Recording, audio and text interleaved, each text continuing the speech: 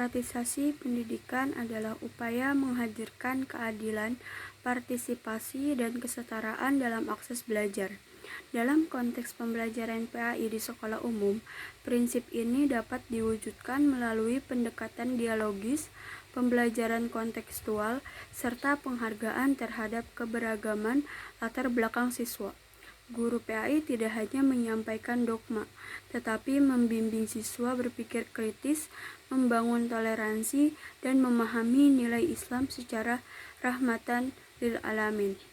Namun, tantangan di era digital sangat kompleks. Munculnya konten keagamaan ekstrim di media sosial, rendahnya literasi digital, serta ketimpangan akses internet menjadi kendala besar.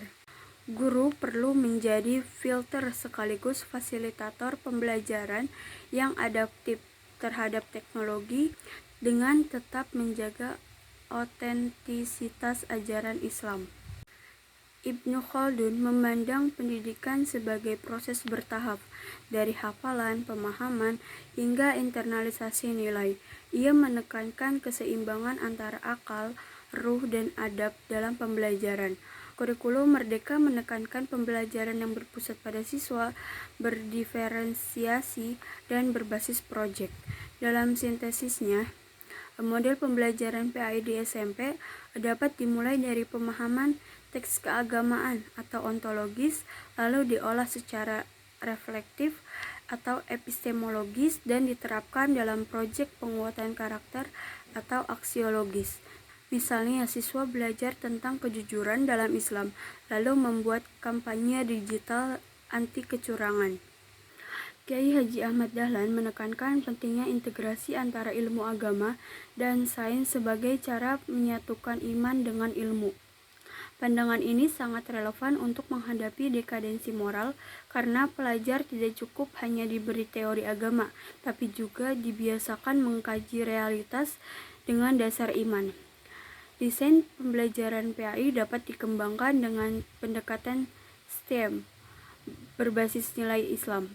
Contohnya, saat membahas penciptaan manusia, guru juga mengaitkan dengan biologi dan nilai spiritual. Lalu siswa diminta membuat refleksi atau proyek tentang pentingnya menjaga tubuh sebagai amanah dari Allah. Kiai Haji Hashim Asy'ari menekankan bahwa akhlak adalah inti dari pendidikan dan tawadu kepada guru adalah syarat utama mendapatkan berkah ilmu. Dalam pembelajaran PAI, hal ini sangat penting karena karakter siswa tidak dibentuk hanya melalui teori, tetapi melalui keteladanan. Nilai-nilai tersebut dapat diterapkan dengan pembiasaan menyapa guru, menjaga sopan santun, dan menghormati proses belajar. Ini bisa mengatasi krisis keteladanan karena guru yang dihormati secara spiritual akan lebih didengar dan diteladani oleh siswa, terutama di era ketika guru mulai kehilangan wibawa karena pengaruh teknologi. Ahmad Hasan menekankan bahwa pendidikan Islam harus kembali pada Al-Quran dan hadis secara murni, bebas dari bid'ah dan taklid. Dalam konteks kurikulum PAI saat ini, gagasan ini menuntut adanya pembersihan materi dari ajaran yang tidak otentik dan berfokus pada pemahaman rasional dan kritis terhadap nas.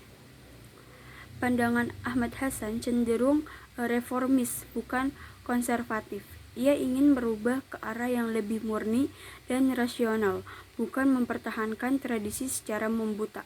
Maka pendekatannya justru menyemangati pembaruan dalam kurikulum agar lebih ilmiah, otentik, dan argumentatif.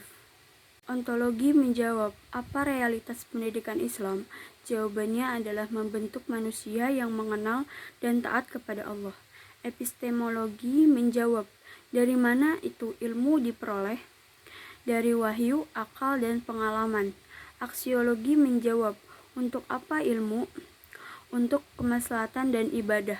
Ketiganya menjadi dasar penyusunan visi dan misi prodi pendidikan agama Islam. Misalnya, menjadi pusat pengembangan pendidikan Islam berbasis integrasi wahyu dan ilmu, berorientasi pada akhlak karimah dan kemaslahatan umat.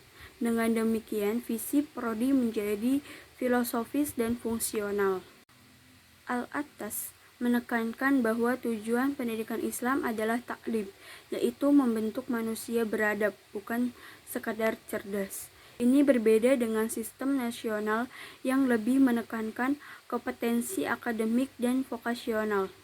Konsep takdim dapat diterapkan dalam RPP Pendidikan Agama Islam dengan menambahkan indikator afektif, seperti siswa menunjukkan sikap hormat kepada guru dan teman, serta mampu menahan emosi saat berbeda pendapat.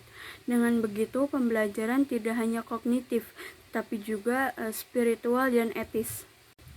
Al-Faruqi menolak sekularisme ilmu. Ia mendorong integrasi ilmu umum dengan nilai-nilai Islam.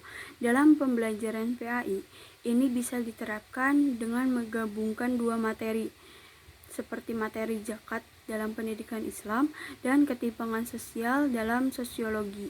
Nah, siswa diajak menganalisis realitas sosial masyarakat miskin, kemudian menyusun solusi berbasis ajaran Islam seperti infak dan zakat. Nah, pendekatan ini membentuk kepedulian sosial dan pemahaman agama yang aplikatif.